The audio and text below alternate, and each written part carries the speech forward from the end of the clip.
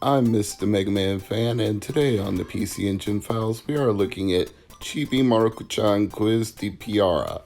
Now, first, I need to explain what Chibi Maruko-Chan is because I'm sure you're probably mystified by that name if you're not a follower of anime and Japanese culture.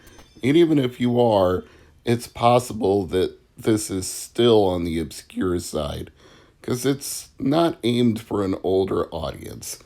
It actually started out as a manga, and it had quite a long run from August of 1986 to December of 2018. So I think it's fair to say it was very popular in its country of origin. It also got adapted to an anime which ran for 142 episodes, which is a fairly significant amount if you ask me, but the actual TV run was pretty short, only 1990 to 1992. It also got adapted into several films and a second television series that had a much longer run from January 8th of 1995 all the way to the present day. So even though the manga has been discontinued, the anime lives on. What exactly is going on in this series? Well, it's about a girl who's called Momoko Sakura, but everybody calls her Maruko for short. She's a troublemaker, she's a bit of a tomboy, and it's called a slice of life, if you know that term, which means showing somebody in their everyday situations how they deal with them and how conflicts are resolved, the adventures they get into, the things they do, their friends, their family, etc. So this is all based on this, what I would call franchise, this very large Chibi Maruko-Chan pantheon of things, movies, films, manga, anime. It's quite large, even if you've never heard of it before. It has a significant following. The game takes inspiration from all of these things and makes you, Maruko, the protagonist, participate in a quiz game show. Only this quiz game show is executed in a really strange way. What you're doing is beating up enemies in a side-scrolling almost belt action way, a little bit platformer, but you're not really going up and down platforms. But you are bopping enemies on the head by jumping on them or throwing energy balls at them to make them disappear. But you're not doing this just because they're opposing you. You're doing it because they hold quiz answers, and you need to collect those quiz answers by crouching down, and when you do, it answers the trivia question on the screen at the time. Now, unless you can read Japanese, this is going to be extremely frustrating. I don't know if there's a romhacking.net patch. I'm not sure I would actually go out of my way to download it and apply it, even if one does exist, because I have a feeling the questions are very culturally based, just like the game itself is very culturally based. So even if the questions were in English, you still probably wouldn't be able to answer them without an extensive knowledge of the Japanese culture and possibly the history of the manga and the show, if any of the questions are also based on that as well. So this puts me in the awkward position of trying to grade a game that's not for me and probably not for a lot of you watching it either. And I have to be entirely fair and say that I can't, because it's probably a perfectly good game for its intended audience, and we're not that. So I will instead grade the mechanics and say it could be done in a less innovative but more user-friendly way.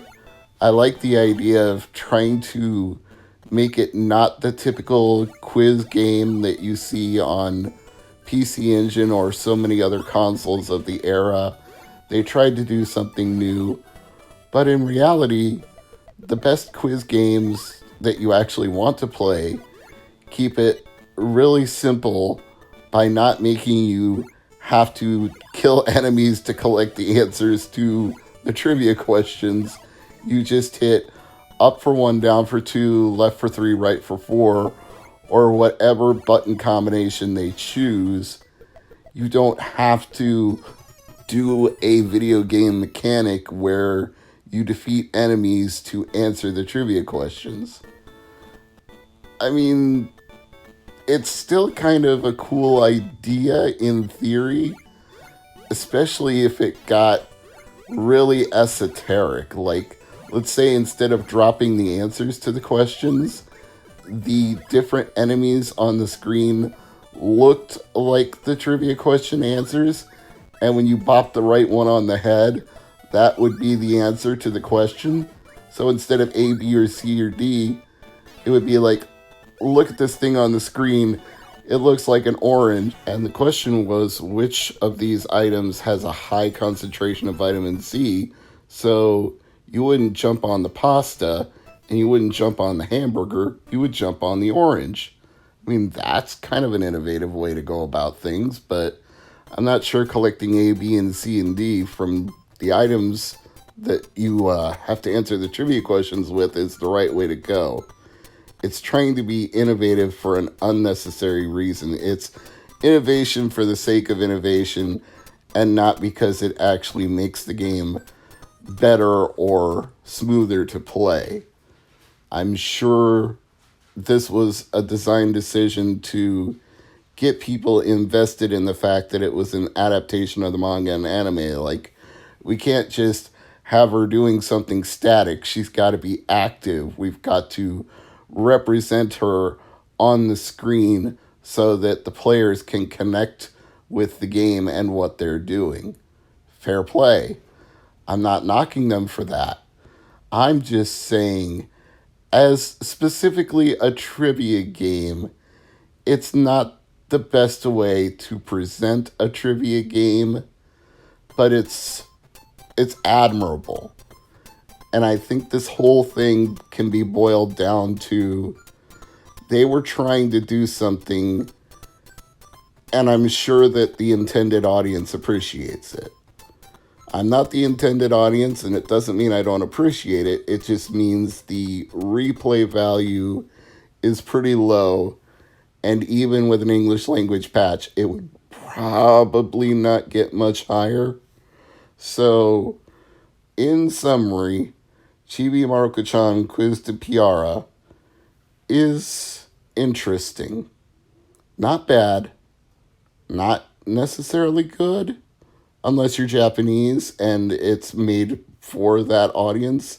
Then you might be thinking it's good or above average.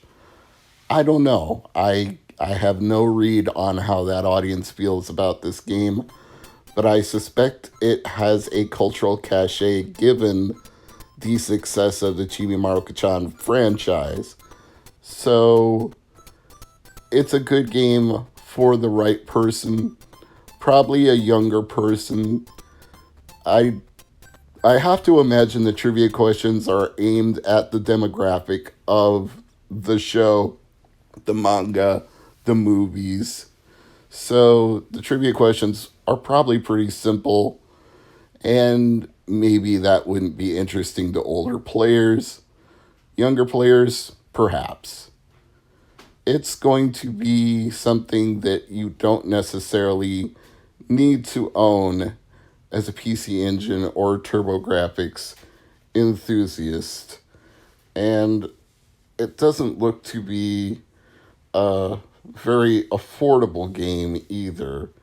You're going to shell out a decent amount of money if you actually want to own a physical copy of this game. I think the lowest price I saw for it was $30. So if you want a quiz game that you can't play unless you're Japanese and you're willing to fork out $30, more power to you. That would not be my preference, but I'm not judging. If you're going for a complete collection, it's certainly not the most expensive, but it's definitely not inexpensive. And so, I leave you with one final thought. I'd probably rather read the manga or watch the anime than play this game. And if either of those have had an English translation and a North American publisher, I'll look into it at some point. But even then, it may just not be my demographic, and I'm fine with that. Not everything is for everybody.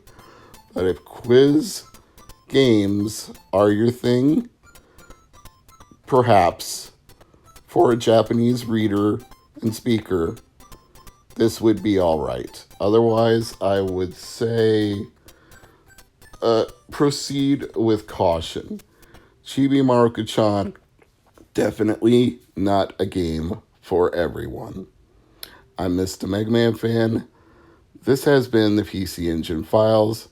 Like, comment, and subscribe. It helps the channel grow. Sharing the videos never hurts either. I thank you for watching.